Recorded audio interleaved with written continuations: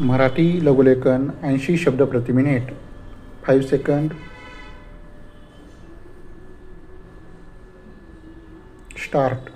अध्यक्ष महाराज, काही माननीय सदस्यांनी अशी तक्रार केली की राज्याच्या प्रशासकीय कारभाराचा जगन्नाथाचा रथ फार धीम्या गतीने वाटचाल करीत असून त्याची गती वाढविण्याची आवश्यकता आहे.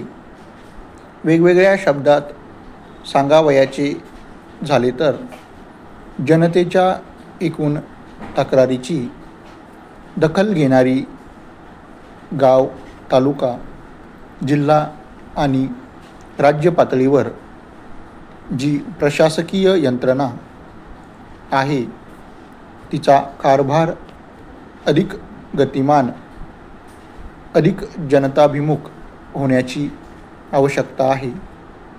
आणि लाल फितीच्या म्हणजेच दप्तर दिरंगाईच्या जंजाळातून या प्रशासकीय यंत्रणेची सर्व पातळ्यांवर लवकरात लवकर मुक्तता करणे आवश्यक आहे.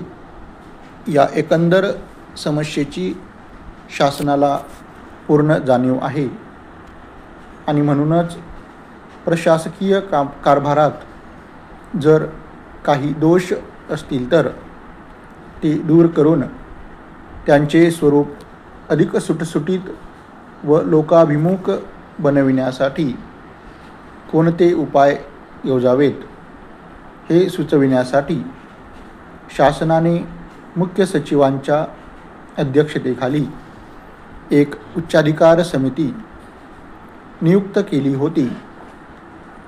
या समितीने आपला अहवाल शासनाला नुकताच सादर केला आहे.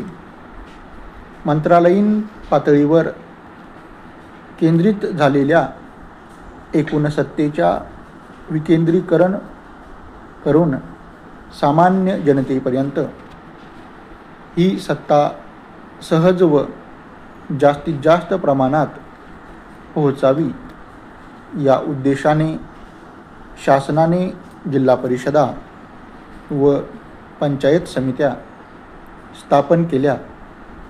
सुरुवातीला असे दिसून आले की जिल्हा व तालुका तसेच गाव पातळीवर राबविल्या जाणाऱ्या विकास योजनांना मंजुरी मिळण्यासाठी मंत्रालयापर्यंत जाण्याची आवश्यकता न ठेवल्याने त्या योजनांच्या अंमलबजावणीला चांगली गती प्राप्त झाली आणि परिणामतः अनेक छोट्या छोट्या पाणीपुरवठा योजना, जिल्हा, तालुका व गाव पातळीवरील रस्ते आणि पूल बांधणी योजना, प्राथमिक आरोग्य केंद्राच्या व प्राथमिक शाळांच्या इमारतीच्या बांधणी योजना मार्गी लागल्या. परंतु नंतर या योजनांच्या अंमलबजावणीची गती मंदावत गेली.